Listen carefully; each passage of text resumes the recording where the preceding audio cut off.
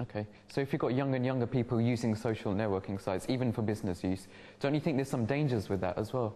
Well, yeah, there are some inherent dangers, of course, but I mean, it's not as if it's all negatives. There are some negatives, and it's important to look out for them, especially when on social networking, and especially when perhaps you're adding someone as a friend or someone to talk to who you don't know or you're not really familiar with.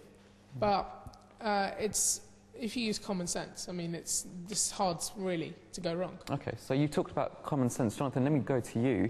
I mean, do you think there's actually enough education out there for young people, training them how to use the internet properly?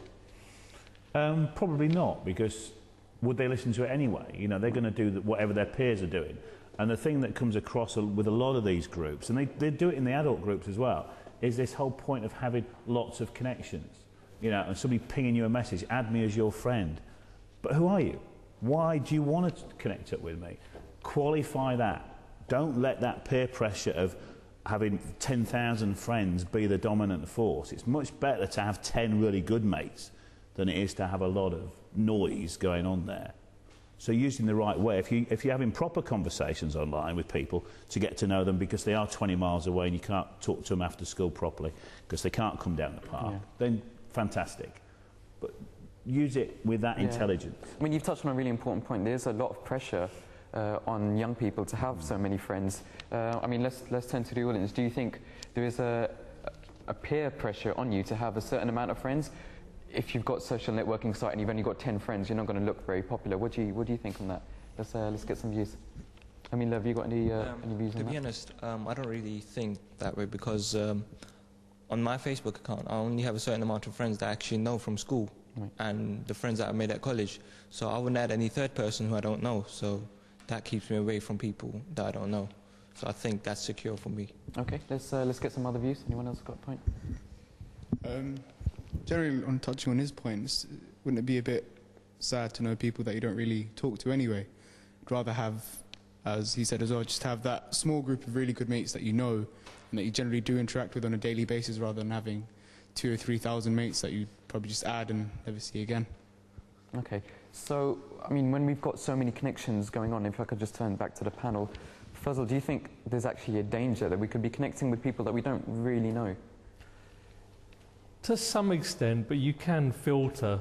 You know, when you're asked to connect, you're sent a request. You can decide whether you want to connect or not, or you can qualify it and ask a question.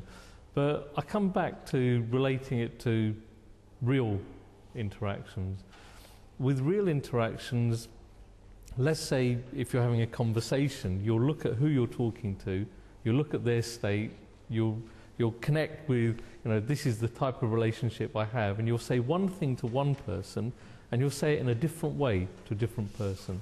The danger with email is that you CC everyone and then some people get the message in the wrong way or get information that you hadn't intended to send them. And it's the same with Facebook and social networking sites. The people have started to put up almost like all of their dirty laundry on this site, and with their close chummy friends they share that and they all have a laugh, and then suddenly someone at work says, I'd like to be your friend on Facebook, and they connect up, and inadvertently they've exposed things that they shouldn't have to someone at work, and people are getting into trouble. Okay, Richard, if I could turn to you, are there any specific health implications with using the internet or using computers and technology for so much of the day?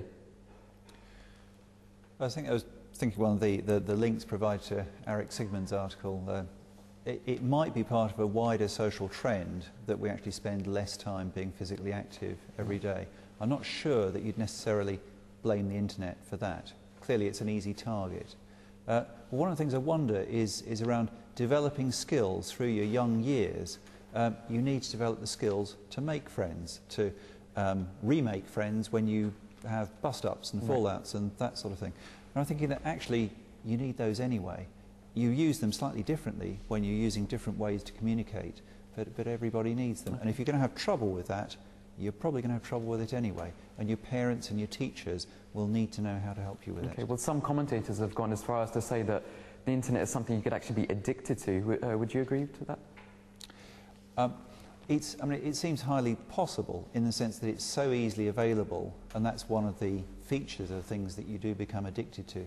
If they're immediately, easily, always available, and they're always immediately rewarding, then you are perhaps going to find it more difficult to do without it, to actually stop yourself from using it. Right, okay.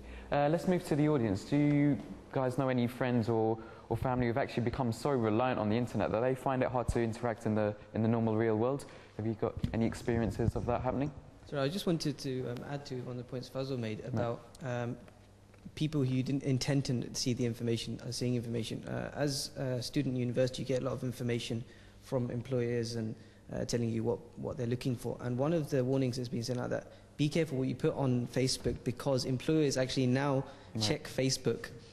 So a lot of people, put the picture of them being drunk in a party or something. So that's I think that's a really good point. We'll come back to that later on. Specifically, do you think people are actually using the internet too much? Do you think it's something that you can actually be addicted to, and it actually affects the way you act in the real world? Yes, definitely. Sometimes the problem is that you go on the internet for a purpose. You start, you're going to do this research or something. Before you know it, the way the internet works, one thing links to nothing links to nothing. And what did I come for? I've been here for 5 hours looking at 17th century bananas or whatever, I don't know. Yeah, no, you're right. Some from wacky theory or something.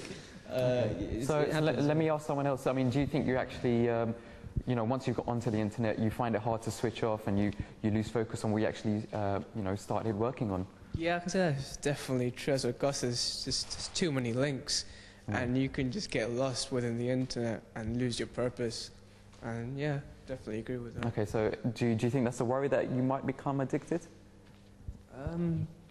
In a sense, yeah, but then, to be honest, I'm more the type of person who just will find like a specific book, or actually find my teacher.